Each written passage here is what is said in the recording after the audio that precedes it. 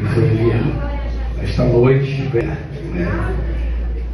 Tristeza, saudade, porque o nosso pastor vai estar não só saindo daqui de Monte Tabor, mas do setor, né? Fica um pouquinho distante. Alegria por ver as promessas do Senhor se cumprindo na vida dele, né? Nós que acompanhamos um pouquinho do ministério do nosso pastor, vivenciamos aqui várias promessas que o Senhor ia soprar, que o Senhor ia enviar para um povo distante, e é só início, pastor, das promessas do Senhor se cumprindo na sua vida, e grandes coisas o Senhor irá fazer. Amém? Não é hoje despedida, não é para gente chorar.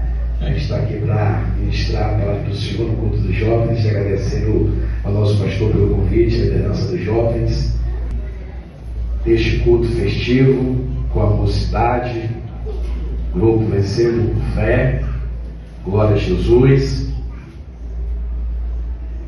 Versículo 3 diz assim: visto como seu divino poder nos deu tudo que diz respeito à vida e à piedade, pelo conhecimento daquele que nos chamou por sua glória e o que? Virtude. Serei bastante rápido, sucinto, mas a palavra que o Senhor nos revelou é bastante precisa, né? Mas o Senhor tem uma palavra para nós nesta noite. O apóstolo Pedro, após escrever sua primeira epístola, ele escreve a segunda epístola para advertir acerca dos falsos mestres, orientar a igreja acerca de alguns assuntos. Após, de costume, fazer as suas saudações no versículo 1, apresentando ele como servo e apóstolo de Cristo, e como sempre as epístolas seguem um padrão, ele vai desejar graça e paz. Ele vai chegar no versículo 3 e vai aqui destacar duas coisas que provém de Deus. Diga, duas coisas que provém de Deus. Primeiro ele vai destacar a providência divina, onde vai dizer: visto que pelo seu divino poder nos deu tudo que diz respeito à vida e à piedade. Aqui nós vamos perceber o apóstolo Pedro destacando a providência divina com recursos para a vida de piedade e santidade. O Senhor ele sempre expôs para o seu povo os recursos necessários para uma vida piedosa de santidade. Aqui nós percebemos que a providência de sustentar o seu povo em uma vida santa e piedosa não vem dos esforços humanos, da força do homem, mas provém do Senhor nosso Deus, como bem o apóstolo Paulo vai dizer: fortalecei-vos no Senhor e na força do seu poder, revesti-vos de toda a armadura de Deus, para que possa estar firme contra a astuta cilada do diabo. O Senhor, ele manda o recurso, ele providencia tudo aquilo que é necessário, não só para a nossa salvação, mas também para a nossa fortaleza, santidade e piedade em Cristo Jesus. Por quê? Porque dele, por ele, para ele são todas as coisas. Tudo vem dele, tudo provém dele e tudo é para ele. O mérito sempre é do Senhor, que provém tudo para a nossa sustentação. Então a primeira é a provisão, vindo pelos recursos de Deus para uma vida santa e piedosa. Quando ele fala, vide como o poder divino nos deu tudo o que diz respeito à vida e à piedade. Aqui tira do foco a visão materialista e de uma teologia da prosperidade que foca apenas no material, que pensa apenas no aqui e no agora, mas Deus tem provido tudo que é necessário para a sua vida espiritual. Por isso o apóstolo Paulo vai dizer: posso todas as coisas naquele que nos fortalece. Você pode estar de pé, ficar firme, porque o Senhor te fortalece e nos sustenta com a palavra do seu poder. Segunda coisa que Pedro destaca que procede de Deus é a chamada. E o tema é: a chamada é divina. Aqui o apóstolo Pedro vai fazer questão de destacar que ele nos concedeu tudo que diz respeito à vida eterna e à piedade, pelo conhecimento. Esse conhecimento não é o gnose, não é o conhecimento informativo, mas é o conhecimento relacional, de intimidade com Cristo. E ele fala que daquele que nos chamou para a sua glória e o quê? E virtude. Primeira coisa que eu vejo aqui é que a chamada, ela procede de Deus. A chamada tem uma natureza divina. A escolha de Deus e a chamada de Deus procede não do esforço do homem, como está escrito. Não depende de quem quer, nem de quem corre atrás, mas de quem o Senhor usa de misericórdia. João, no seu Evangelho, capítulo 15, ele fala: não foste vós que escolheste a mim, mas eu que vos escolhi, e vos nomeei, e disse: vá, e dê fruto, e o vosso fruto permaneça para sempre. Paulo, escrevendo em Gálatas, capítulo 1, versículo 15, vai dizer: mas quanto aprove a Deus, que desde o ventre da minha mãe me separou e me chamou pela sua graça. O chamado, ele é divino. Pedro ainda escreveu sua primeira carta, capítulo 15, versículo 10, ele fala: e Deus de toda graça, que em Cristo Jesus vos chamou a sua eterna glória. Todos os textos aqui vamos ver que é Deus que chama, que o chamado tem uma natureza divina. Toda chamada inicia em Deus. Tanto a chamada para a salvação, como o chamado para o serviço. Tudo provém de Deus. Até para a salvação, é Deus quem inicia o processo.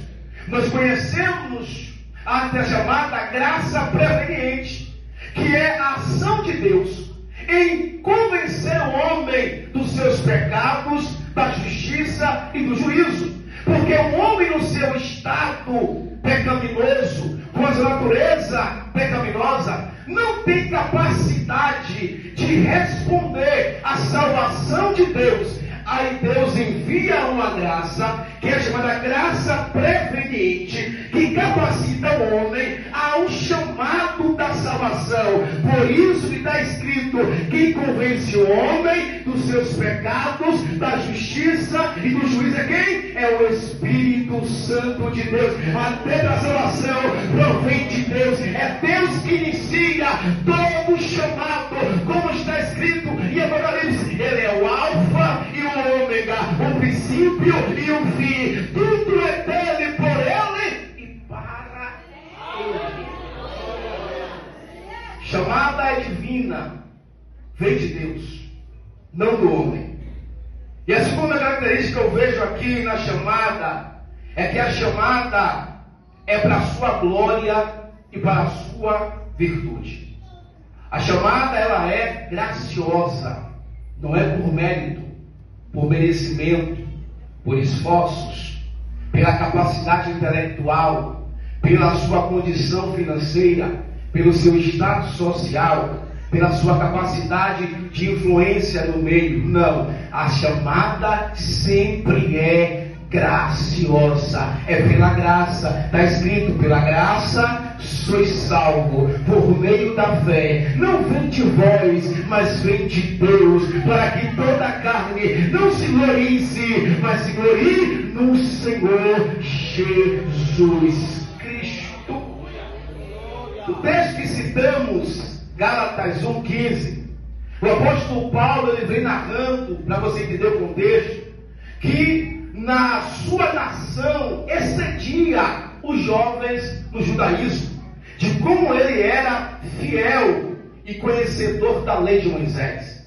Por só que ele vai chegar num ponto para destacar, para que não ficasse confuso na mente dos Gálatas, que o mérito era da sua capacidade, Ele vai dizer: mas quando aprove a Deus, desde o ventre da minha mãe, ter me separado e me chamado, não porque eu tinha um conhecimento, não porque eu era rabino, não porque eu era fariseu, que aprendi nos pés de Gamaliel, não pela minha capacidade oratória retórica, mas pela graça. É pela graça que você está aqui nesta noite, é pela graça que Deus te chamou, é pela graça que você está no altar, é pela graça que eu estou aqui. Tudo é pela graça, pelo favor imerecido de Deus.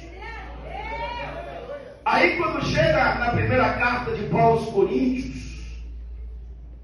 capítulo 1, versículo 26, Paulo vai destacar: mas Deus escolheu. Quem os melhores? Não. Mas Deus escolheu as coisas loucas deste mundo para confundir as sábias. E Deus escolheu as coisas fracas deste mundo para confundir as fortes. E Deus escolheu as coisasvis deste mundo e as desprezíveis, as que não são, para aniquilar as que são, para que nenhuma carne se glorie perante Ele. Deus escolheu os menos improváveis para confundir aqueles que pensam ser alguma coisa. Deus escolheu aqueles que não tinham conhecimento para confundir aqueles que se acham. Por quê? Porque a glória sempre tem que ser do Senhor. Não é que Deus não chame os sábios, não é que Deus não chame os nobres, não é que Deus não chame os que têm capacidade, porque vamos perceber que Deus chamou Moisés. Não era leigo, era um homem que foi criado 40 anos nos pés de Faraó. Estudou na melhor faculdade da sua época do Império do Egito. Aprendeu sobre tudo. Moisés teve um berço muito rico em conhecimento.